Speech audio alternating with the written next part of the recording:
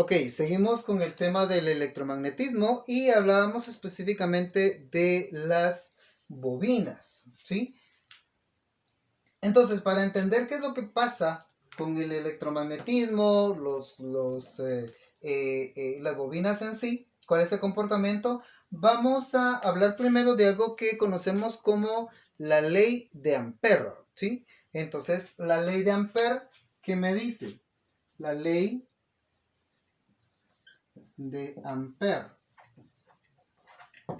¿sí? No lo voy a poner porque igual es... la ley de Ampère me dice que siempre que una corriente eléctrica pasa a través de un conductor eléctrico, se genera alrededor de él un campo magnético que es proporcional a la corriente que se le aplica al conductor.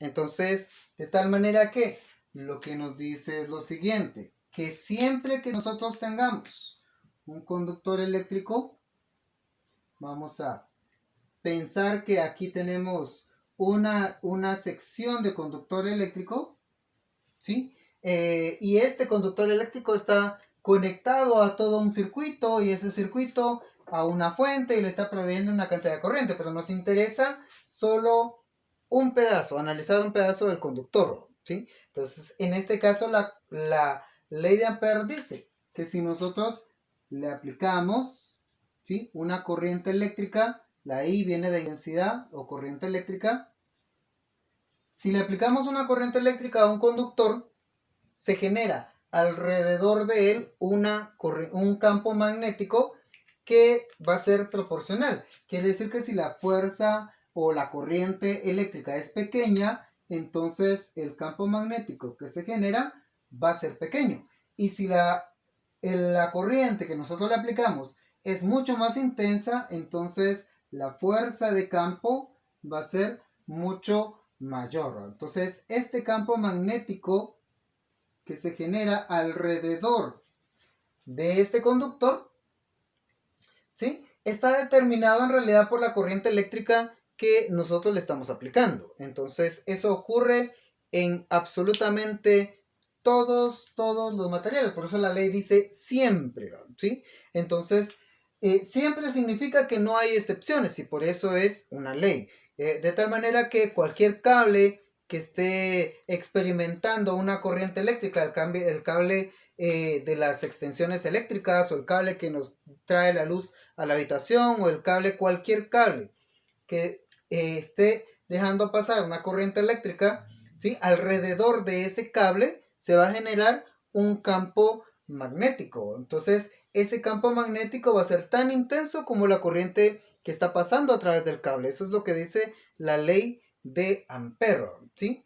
Entonces, de tal manera que este fenómeno tiene muchas consecuencias y muchas aplicaciones. Entonces, por ejemplo, algunos testeres pueden detectar cuando un cable está metido dentro de la pared. Entonces, si nosotros, digamos, tenemos por aquí el tomacorriente y queremos saber por dónde pasa el cable, pero ese está metido dentro de la pared, ¿sí? Entonces, si nosotros ponemos el detector de cables, ¿sí?, que es básicamente un tester, ¿sí?, entonces el detector de cables nos dice en qué punto de la pared, adentro de la pared, está pasando ese cable. ¿Cómo lo detecta? Porque las corrientes que fluyen a través de los cables pueden ser detectadas por un circuito dentro de nuestro tester o dentro de nuestro detector. De esa manera nosotros podemos saber, ¿sí?, que ahí hay un cable. De la misma manera funcionan los detectores de metales. Los detectores de metales también funcionan con este principio, pero no vamos a entrar en esos detalles. Nos interesa en este momento las bobinas, ¿sí? Entonces, si nosotros sabemos que este campo magnético depende de la corriente eléctrica y sabemos que el campo magnético tiene una dirección, ¿cuál es la dirección de esas líneas de campo? ¿Sí? Porque las líneas de campo o de fuerza de campo magnético tienen un sentido. ¿sí? Se recuerdan del polo norte y del polo sur. Entonces, también aquí en este campo magnético existe un sentido. Entonces, eso está determinado por lo que se conoce como la regla de la mano izquierda. Regla de la mano izquierda. La regla de la mano izquierda me dice que si nosotros tenemos un conductor que la corriente está en la dirección del pulgar de la mano izquierda, ¿sí? Y si ese es el caso, entonces los dedos que están abrazando el cable, ¿sí? Me indican la dirección del campo magnético. Entonces, eso quiere decir que en este caso, el campo magnético está saliendo del plano del pizarrón, pasa por enfrente del cable y se vuelve a meter al plano del pizarrón, ¿sí? Por la parte superior. Entonces, va de aquí para acá, ¿sí? Entonces, el cable se está moviendo, o perdón, el campo magnético se está moviendo en esta dirección, ¿sí? ¿Estamos de acuerdo? Sale de abajo, pasa por el frente y se mete otra vez en la parte de arriba. Esa sería la dirección del campo, ¿sí? Ahora, si nosotros tomamos una cantidad de cable, alambre esmaltado, cable esmaltado, ¿sí? Que tiene una cobertura, una especie de barniz que evita que ellos entren en contacto entre sí. Por eso se puede poner de esa manera. Pues si nosotros tomamos alambre de cable de bobina y hacemos en un cilindro, ¿sí? Lo vamos a poner acá. Si nosotros en este cilindro, puede ser de cartón tal vez, vamos a enrollar una cantidad de alambre, ¿sí? De tal manera que formamos, ¿sí? Una bobina. Esta sería una bobina. Entonces, si nosotros tenemos una bobina y a esta bobina le aplicamos una cantidad de corriente, ¿sí? Una corriente I, eso quiere decir que alrededor de cada una de las espiras, ¿sí? Va a estar pasando la corriente y saliendo de este lado, y según la ley de Ampère, como el cable lleva corriente, se genera alrededor de él campos magnéticos. Y todos estos campos magnéticos pequeños se van a sumar entre sí, porque el campo magnético se puede sumar, ¿sí? De tal manera que van a ser un campo magnético más intenso. Entonces, por eso es que enrollamos las bobinas. Enrollamos las bobinas para que el campo magnético que está presente en el cable cuando pasa una corriente eléctrica, ¿sí? Se sume en cada vuelta y logremos una mayor intensidad de campo de flujo magnético. Aquí podemos decir que a más vueltas de alambre, más campo, ¿sí? Así como hay a más corriente, más campo eléctrico, más campo magnético. Entonces también a más bobinas, más campo magnético. Si apretamos las bobinas, vamos a lograr una mayor densidad de vueltas por centímetro lineal de la bobina. Entonces ahí vamos a lograr mayor intensidad de campo, ¿sí? También a mayor área, también vamos a tener un incremento de campo, ¿sí? ¿Estamos de acuerdo? Entonces todos esos parámetros afectan a la cantidad de campo magnético que vamos a tener. También el núcleo que tenemos aquí, dijimos que era un pedazo de cartón aislante de alguna naturaleza, solo para darle forma a la bobina, pero sí en lugar de un material plástico. Utilizamos, por ejemplo, una ferrita, o utilizamos un pedazo de hierro laminado, ¿sí? Entonces, el efecto del campo magnético se concentra, o las líneas de fuerza se concentran y hacen aún más intenso el campo, o por lo menos que su aplicación sea mucho, mucho más intensa, ¿sí? ¿Estamos de acuerdo? Entonces, si la corriente acá entra por esta punta, sale por esta, La corriente aquí está bajando por delante del plano del pizarrón, ¿sí? Eso quiere decir que, según la regla de la mano izquierda, los campos van en esta dirección,